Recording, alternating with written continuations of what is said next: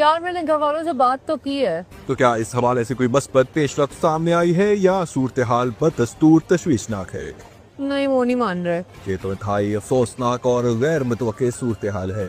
क्या इस इनकार क्योंकि वाज़ेह वजह सामने आई है?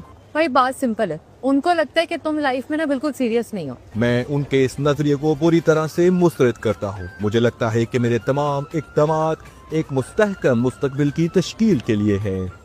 यार उनको ये सब समझ नहीं आता ना, उनको सीधे सीधे रिजल्ट्स चाहिए। तो क्या ये मुमकिन है कि आप अपने वालिदैन को एक बार फिर से कायल करने की कोशिश करें? मैं ऑलरेडी बहुत दफा बात कर चुकी हूँ, मैं कितनी दफा ट्राई करूँ यार। तो इससे ये वाज़ेह होता है कि आप इस नाजायज ताल्लुक को मजीद तोसी देने के लिए तैयार नहीं हैं। यार बात सिंपल है ना, मैं उनके अगेंस्ट नहीं जा सकती। अपना वक्त देने का बहुत बहुत शुक्रिया। ये ताल्लुक यही खत्म होता है। अपना बहुत सारा ख्याल रखिएगा। उम्मीद करते हैं कि आपसे दोबारा मुलाकात नहीं होगी। अपना बिल पे कीजिए और खुदा हाफिज।